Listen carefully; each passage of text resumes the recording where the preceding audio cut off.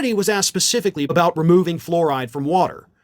And that is when Kennedy admitted that, yeah, it's probably going to be pretty bad, but we're going to do it anyway. Quote, on the issue of fluoride, what has been the response from dentists in America who may be concerned that some children in lower incomes in particular don't get those dental preventative situations where they can go in and get their teeth indemnified and treated against cavities?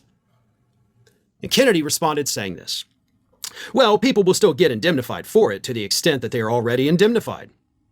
What a flippant, horrible response from a multi-millionaire, a guy born into a millionaire family. I remember a time you talked about the need to take care of the less fortunate, of the low-income people in this country. I pulled your research together about how difficult it was to be poor in the United States. And this is what you turn around and do, saying, well, if they can get it, they'll still get it. I'm sorry, folks. But this issue with Kennedy is personal for me because this is a person I worked with for years. Back when he was actually a progressive, back when he actually cared and knew what he was talking about before he got into the vaccine and science stuff, which he doesn't understand. And I can tell you that from firsthand experience. He continues. But it is an issue. It's a balance.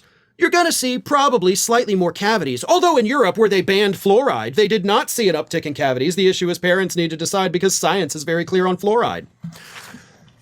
Everything you just said, other than kids will have more cavities, is a lie. Europe has not banned fluoride in drinking water. That's not a thing that ever happened, and yet this nincompoop goes out there repeatedly and says Europe has banned it. No, they haven't.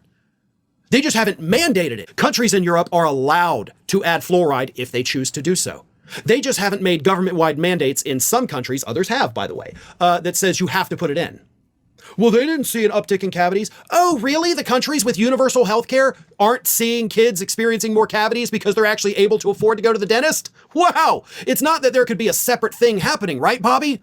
The American Dental Association has come out and said fluoride in water is a good thing, and it will lead to more cavities if you take it out, and the scientific community is in full agreement that the levels of fluoride that have been in U.S. drinking water since the year 1945 are not harmful to humans. Suddenly today, this idiot, who does not have a medical background, he does not have a scientific background, he does not have a dental background.